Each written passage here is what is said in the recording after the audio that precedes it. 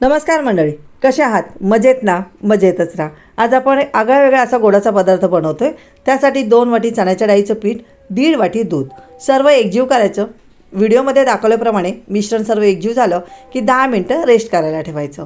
एका पॅनमध्ये पाऊण वाटी तूप आणि हे 10 मिनटं झालेलं मिश्रण एकजीव करायचं आणि थंड असतानाच आपल्याला एकजीव करून घ्यायचं. नंतर गॅसची फ्लेम ऑन करायची. गॅसची फ्लेम पूर्ण स्लो ठेवायची आणि हे परतून घ्यायचं. ह्याच्यामध्ये 2 चमचे बारीक रवा टाकलेला आहे, तेही त्याच्यामध्ये परतून घ्यायचं. इथे मला 15 ते 20 मिनटं पूर्ण मिश्रण परतायला लागलं.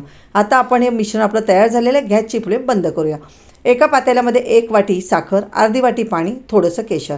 गॅसवरती ठेवून भांडं आपल्याला ही साखर पूर्ण वितळून घ्यायची. वितळलेली साखर ह्या मिश्रणामध्ये टाकायची आणि थोडीशी वेलदोड्याची पावडर.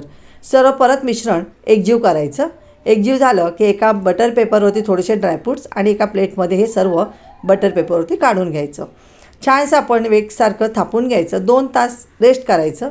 आता रेस्ट केल्यानंतर आपली ही वडी इथे सेट झालेली आहे. साईडच्या मी कढा इथे काढून घेतलेल्या आहेत आणि वडीचा आकार देऊन वड्या इथे तयार करून घेतलेल्या आहेत.